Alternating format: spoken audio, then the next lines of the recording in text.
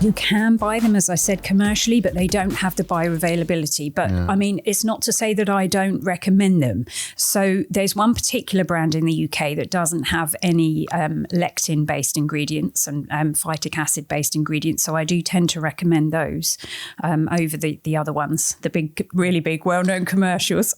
Which one's that? Am I allowed to say? I wasn't sure that I'd be allowed to. Like, I need tend to avoid. Well, do you know, I've tried to talk to these people and explain how often, as a nutrition consultant of the last 15 years, I have suggested their product and I've never heard anything back. So I'm not going to give them the PR, actually. But I'll tell you, it isn't any that have got the lectin-based phytic acid products in them. So you don't want lentils. Yeah. No, I mean, I need drop people's names out if I'm going to say something negative. I don't know if I'm saying something positive. They're great for my clients, but I just think actually, No, I agree. I mean, if they're not going to engage you and you're pushing work that way, all the time. Yeah, but it's because they're pretty much the only ones I would trust for that reason, because of the ingredients that they've chosen and the nutritionist that they worked with. I know her from years back and she's a really nice girl. So when you say lectin, do you mean things like red lentils? Yeah, what they do, you see, is they make the food on a commercial level stick together better. Right. So that's why they're used. And they do obviously have prebiotics. And so you can make an argument that they're okay in that way. And, compared to some of the other ingredients in other foods, then, they're not this awful, never feed. Like if you have to feed that occasionally, fine.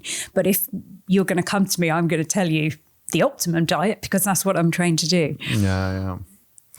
So if people are looking like at raw food, because obviously there's a lot of brands now, and you've got stuff from the cheap 80-10-10s all the way up to one of the brands I use Nutriment. I use the low purine because my oldest dog, she's had bladder stone problems and urinary tract problems. I mean, she's 14 now, but she gets the Nutriment low purine food. Okay.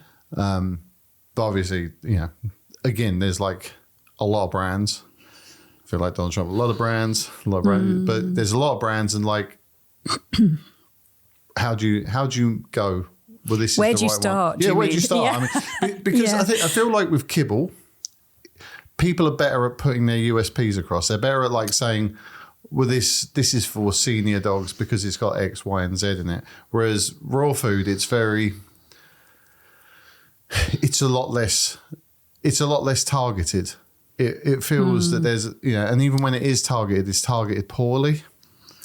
I think that's just, it's getting more and more commercial. So the targeting will happen. The targeting's a commercial marketing aspect, really, because a lot of the things that they add into a senior dog's diet would already be in a fresh diet, you see. So the fact the dog's missed out on them for such a long time, when they get older, it shows a bit. So they put it in the food. So that's the kind of example. And the puppy guidelines aren't massively different. Yeah. They're not massively different, really. I mean, that you do obviously have to have, the biggest differences are in the macronutrients with the puppy foods.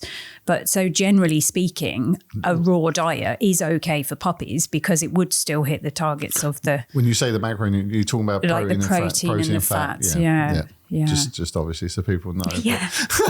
Sorry. Yeah. No, but the funny thing is like we used to do that. Like, so, going back, it was always like small dogs need more macronutrients than big dogs, for example. So higher levels of protein, higher levels of fat, because they, if you're a Chihuahua, per kilo, you're running a lot more than, let's say, a wolfhound. So